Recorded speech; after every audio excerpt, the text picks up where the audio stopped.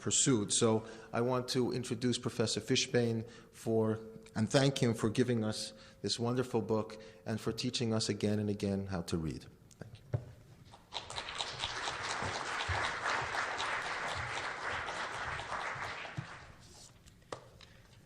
Thank you, Shaul, very much.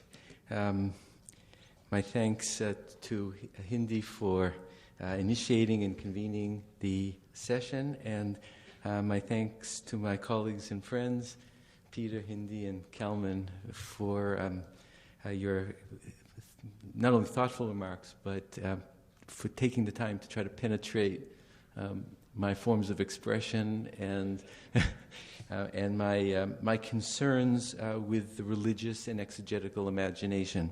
It is both a gratifying thing to experience that this past stage of my engagement with myth and interpretation is being taken seriously and may affect how people will read. And as what Shaul had mentioned, I think I would concur if I had any ideal of myself as a teacher. It wouldn't be the matter of content, but the presence of what it means to live in relationship to texts. And that, I think, would be what I would want to convey to students as any kind of legacy. Let me make a few general comments and some thoughts about what I was trying to do in the book, and then I'll try to address some of the issues more globally, because I would like to hear what other people have to say, and I don't want to be in a position where I'm just responding to specifics. I'd like to have some of those conversations with individuals face to face. The topic of myth has had me by the throat for my entire lifetime, but I think I'm glad that I waited till I got a little older, till I formulated this, and I was able to develop a certain kind of perspective. I think that if I had done this in that earlier of the 5 decades, the book would have been even more wet behind the ears than it still is. But I recall those early days with great nostalgia. And I just wanted to mention just something of what formed me about that. I was absolutely transformed as a young student when I first read Ernst Cassirer's Philosophy of Symbolic Forms, and particularly his section on the mythic imagination. And I read it so many times, the pages just float around. And I still believe, I think, in the neo-Kantian approach to myth as a symbolic cultural form. I was also transfixed by Henri Frankfurt's Before Philosophy. It had this stunning effect, and I remember after reading it that I couldn't find Sven Paulus's book on the Akitu Festival in the library, and I ran to Torkel Jakobsen, and he gave me his personal copy when he had studied it with Paulus, but I was sort of drunk with all of that, and probably the most mystically transforming of the experiences when I first read Eliade's Myth and History in 1964, and I engaged in this bizarre and audacious correspondence with him, and then I was going to write a dissertation on the golden bough of the ancient Near East, and I'm glad I didn't do it. And I needed a lot of time to grow up. But there was also Sezhnik's work on the survival of pagan myths into the Renaissance world, the issue of survivals. All these, without any of these, the book wouldn't exist, and I would certainly be a different person. Let me precede my response to some of the details with a brief statement of my own self-understanding of what I wanted to do. I'll try to be brief, and because I do want to hear what other people have to say. My larger task, was to try to set forth as soberly as possible and with as clear typologies as I could something of the reception and the regeneration and the transformation of mythic topics over this longue durée, this durée from the ancient Near East to medieval Zoharic material, and to do so on the level of two strands. In the one case, there were certain motifs for example, the battle with the sea, or many others that continue and are constantly being transformed, and then cases where the Bible itself was turned into a repository, or what I call the thesaurus of mythic possibilities through the exegetical transformation. In the process, I was deeply affected by this issue of the exegetical process. And to anticipate a little bit of what my dear friend Reb Kalman had indicated about do the rabbis believe their myths, I'll come back to this issue. But in part, the believability is in the exegetical reception and transformation. Vane's notion, I think, is a little bit more rationalistic than the reality of the Jewish exegetical world. And it's in the engagement of the text and the constant transformation and the interiorization.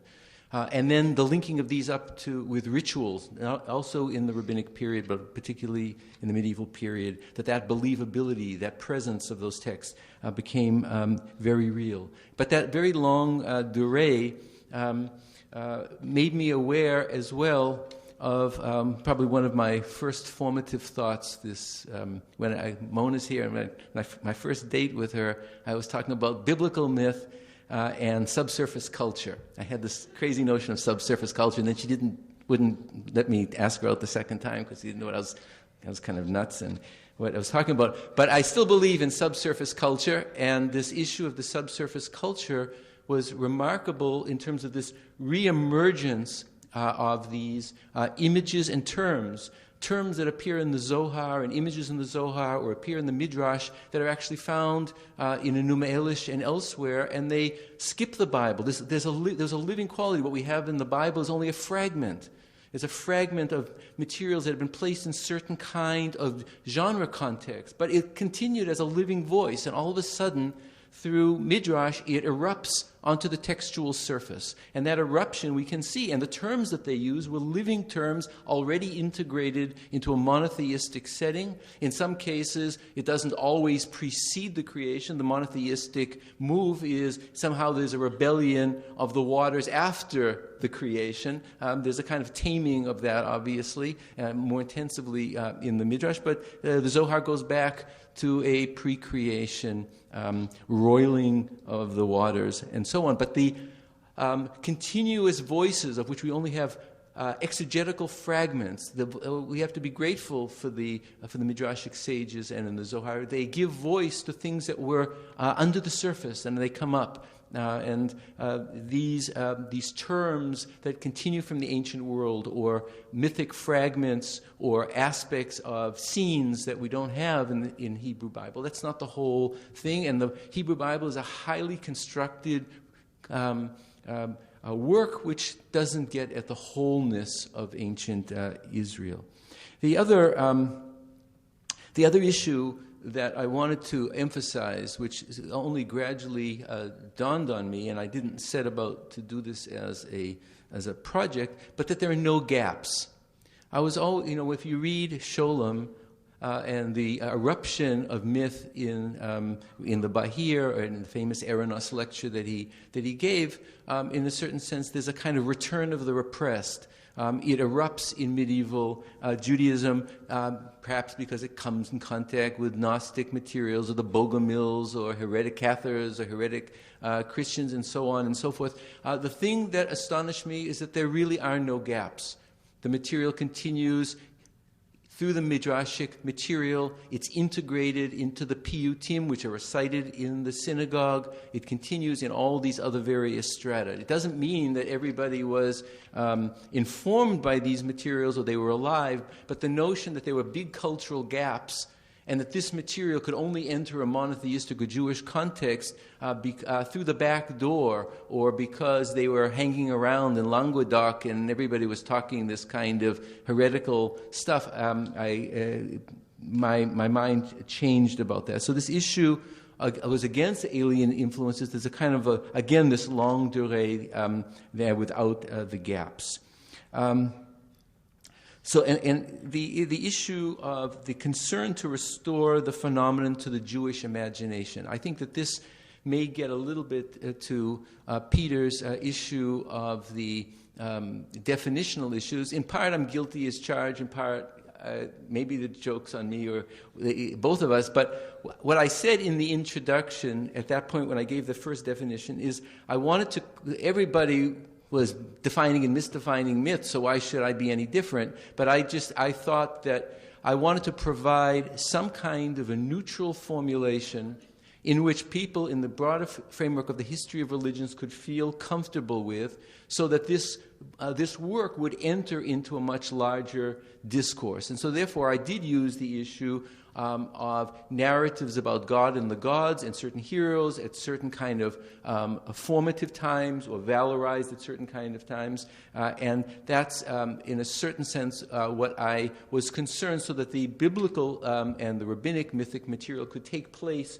within that context. So I tried to find as neutral a formulation so that one could have this kind of broader discussion. And then this issue of exegesis, the thing that gradually emerged in a very striking way. And I think normally the notion is that myths decay and they become one thing or another, or stories or fragments. But what I was becoming aware of is that the inner constitutive structure of the Jewish imagination, which is interpretation and exegesis, was actually creating myths from the scriptural text by the way they were overly concretizing certain material. They would take a metaphor and concretize that metaphor, so the metaphor became a kind of self-sufficient narrative. It's an act of true genius, and it happens even more so in the medieval world, where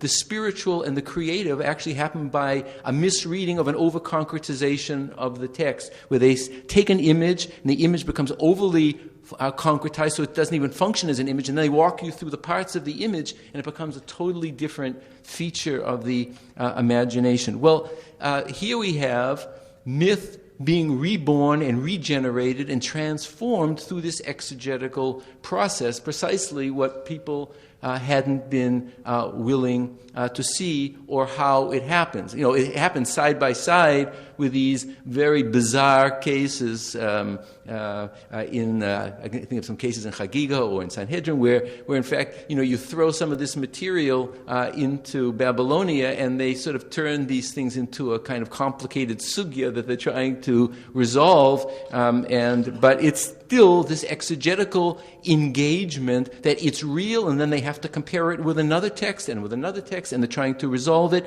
And that wouldn't be, they wouldn't have done this if these texts were simply stray materials that they didn't feel that they had to integrate and relate to in one form or another. So this larger question, did they believe their myths? So let me go back first to the issue that Peter had raised about living and dead. I'll talk for about maybe 3 or 4 more minutes, and then we'll open up the discussion.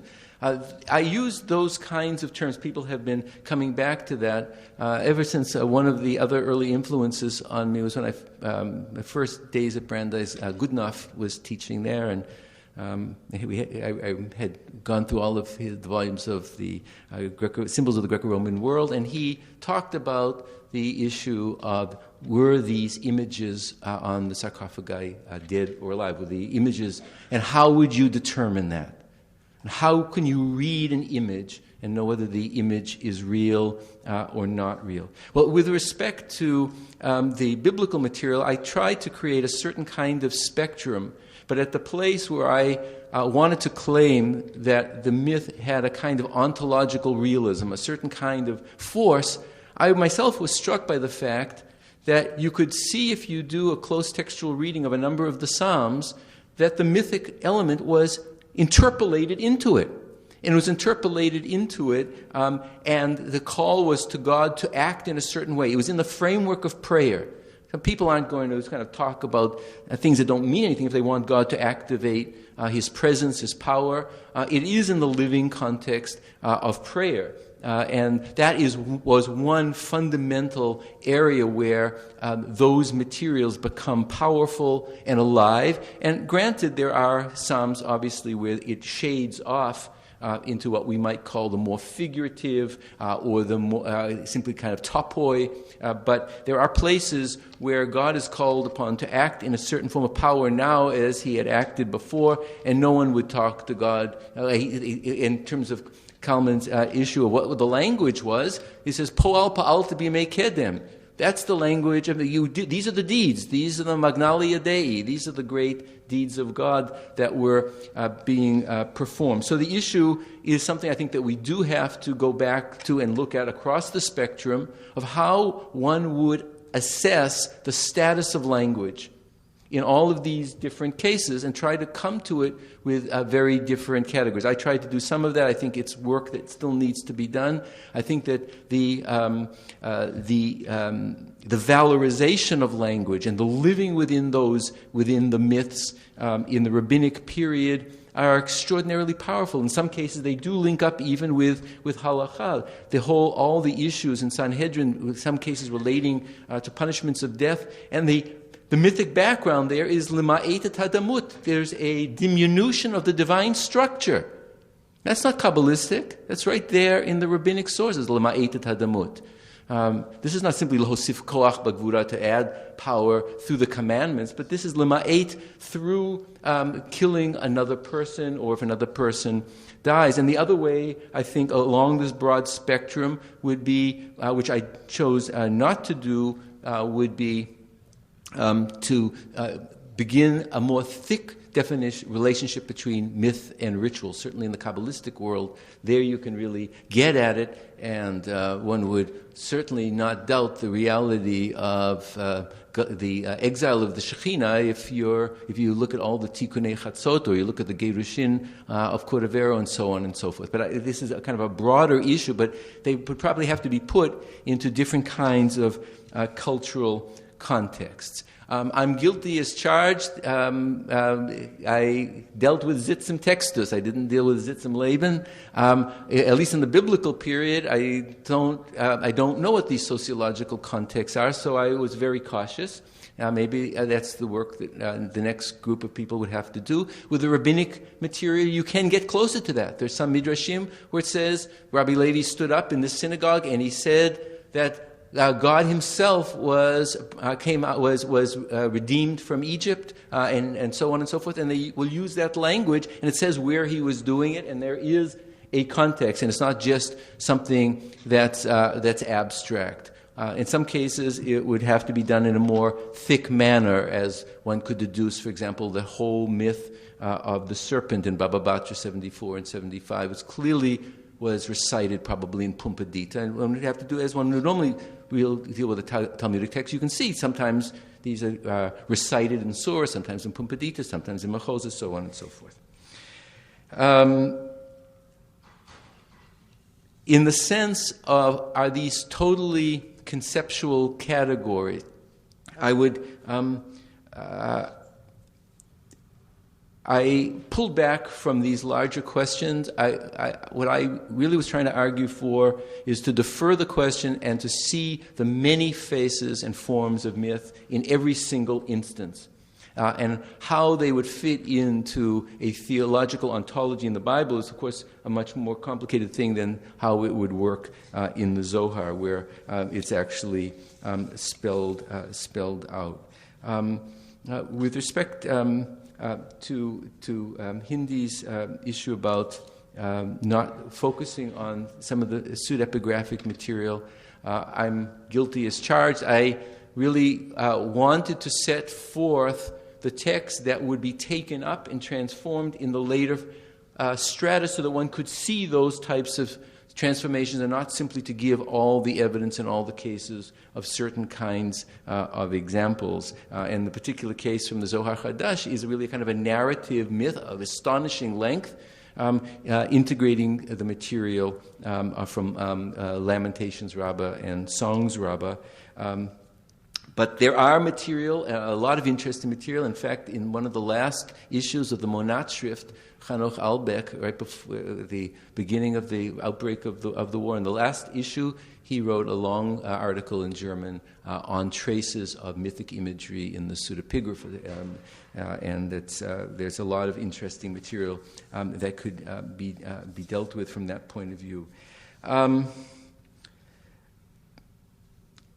me just come back in conclusion with this larger issue of the belief in the status, which Kalman had raised and which I take very seriously. I think that we have to come back to a close attention to the varieties of the Jewish imagination, to the different statuses of language, to the different ways in which a text is made real and present, both at the exegetical level and then the way it's transferred. The interactive relationship between persons and texts in the Jewish tradition take it beyond Paul Vane's abstract notion. It's not simply because do you believe in this, but if you look at a number of the cases, particularly if you look at places not just where myths are listed anthologically, but in the Talmud, where a text is given and then a rebuttal and a question, and it's taken up and it's transformed, and then that enters into another stratum, and it's constantly taken up and transformed. That interactive quality, we may not want to use the word, do they believe their myths, but those myths were present, they were powerful, they were transformative, and I would think that there is a quality of whatever belief would mean in this, but it's a thick interrelationship that they are transformed by these materials. I would just conclude by stating the obvious, that myth in this whole longue durée is not one thing. And perhaps given what Hindu's issue about the comparison, I won't go into my own take on the Irenaeus text that I discussed there, but I think that now we can begin. I've long spoken about the fact that separate cultures have to do their own hard phenomenology before we do comparative phenomenology. So we have to do these for the separate cultures, the separate strata of the culture, and then begin the comparison. So I'm delighted if this now begins with this kind of larger and comparative exercise. And let me repeat again how deeply grateful I am. I think all of us write things and write books, and to feel that people care enough to listen and to be attentive and to want to talk about what you're doing, it takes us out of this isolation of one's own head is deeply moving, and I am deeply grateful to all of you and to you as well for being so attentive, and I look forward to the discussion.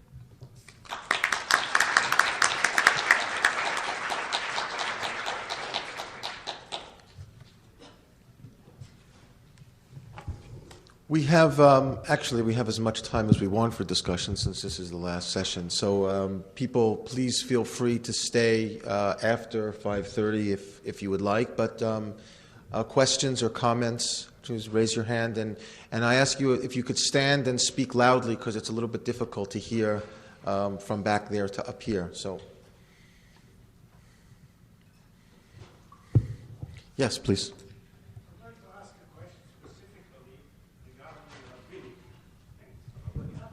Rabbinic. There are some agadoth which maybe did you believe it or didn't they? Obviously they didn't believe that.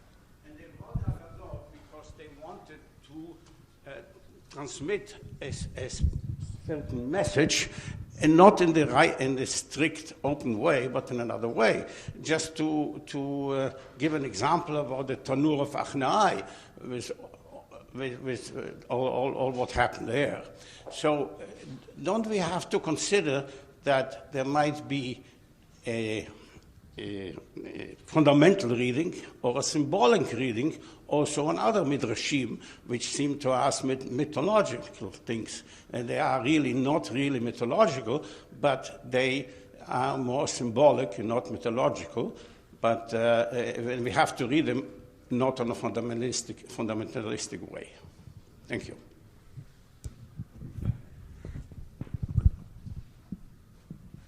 No, you're obviously right, but I think that we need to make a typology and a categorization between myth and figurative image and legend and how those are used. I wouldn't consider the Tanur Shalachnai to be myth that it has to be read symbolically, but I think we need to have a kind of spectrum, and obviously in some cases Chazal pull back from extreme readings. In other cases, they go full throttle ahead. In other cases, they might use what we would call this literature of the fantastique or strange imagery to kind of make their point in a certain way. So I think we need to. That's part of the next task of the forms of our literature.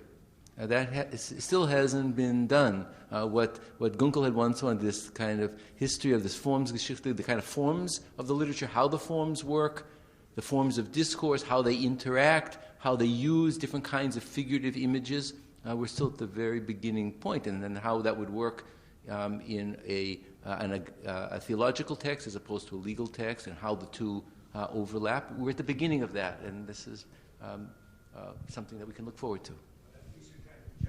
I'm not generalizing. I would love to ask you about your attitude towards the concept of Northrop Frye about two actual entities, the myth and the tale. And then Northrop Frye was writing about secular scripture. According to him, the birth of Greco-Roman novel, and that was exactly the time when Talmudic literature appeared, was a time of secular scripture which was born from the tale, not from the myth.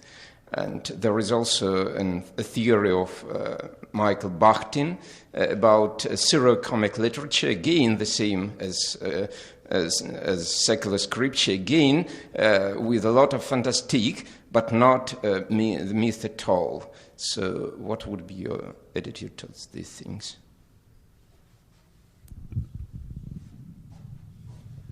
I think that would be an issue for a much broader description. And those, as I recall, those issues, particularly Frye, are discussed in Anatomy of Criticism, and in the Anatomy of Criticism, he has a developmental typology of the relationship between genre as it moves through various cycles and different types of language and different forms of objectivity and subjectivity as it develops. That works for the Western literature. We simply would have to begin to do that for other forms of literature. If one would take the later medieval material and the early Hasidic and the narrative materials, that would become a way to begin to explore that problem. I mean, I could speculate a little bit on the Masiyot, but in the Hasidic literature, but I don't think I would do so here. But we need to have that kind of work to be done of how this material enters in and how whether Frye's theory in Anatomy of Criticism could be a universal theory. I think that speaking of Michael Bakhtin's issue, I didn't get into the multi-voicedness of text, and that would be also an issue, and also his issues of these strata. But these would be ways that we can kind of cultivate the issue. I'm not necessarily would want to say that myth is at the beginning and then you come up with something else. These are kind of eternal forms that are reformed in relationship in different kind of constellations, and they can regenerate in different ways. So I don't have any sense of a kind of one-way path, but I think we have to thicken the discussion, and that's part of the task, I think, of the next generation of people, to think through a general field theory of literature based on some of these considerations.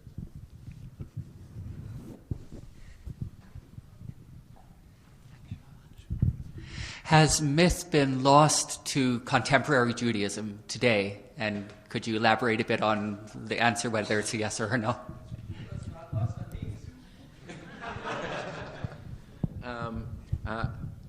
Look, I don't want to speak here about what anybody's personal mythic universe is. All I would say is what I did say in the book, and that is that the academic study of myth is part of the long history of myth and myth-making. Any other questions?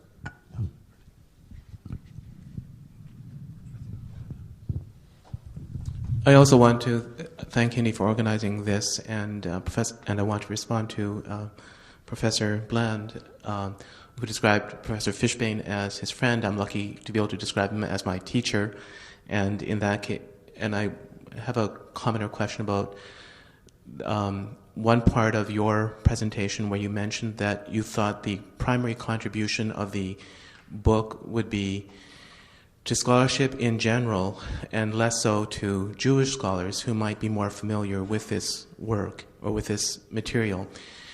If that is, I guess I want to say that I think that the book and this emphasis is also very important for Jewish scholars and for biblical studies.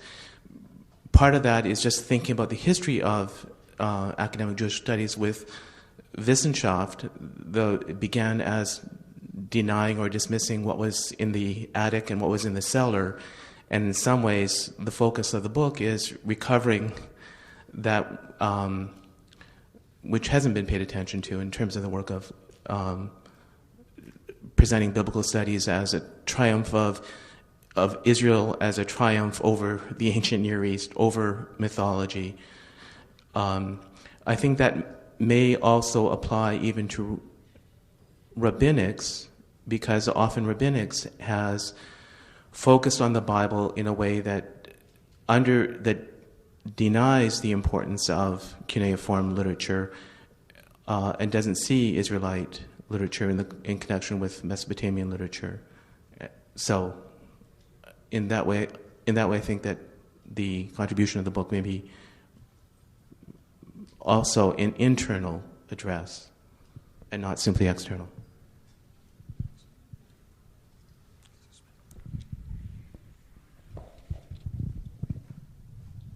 I think he was asking Professor Bland.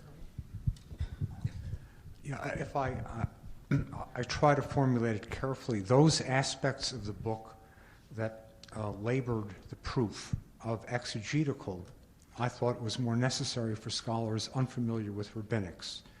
I didn't mean that the whole book was of no value to Jewish scholarship, but reading it from the Torah has at least 70 faces. I don't know if the monograph has 70 faces, but there are different audiences reading it, and I put myself in the shoes of a non-Jewish audience or scholars who don't know rabbinic literature, and I think they would be much impressed by the idea that myths grow by exegesis. It's not something that would occur to them. Whereas a Jewish scholar, it's Peshita, my Kamashmalan. So different audiences would read the book differently, and that's all I meant to say in complimenting the monograph.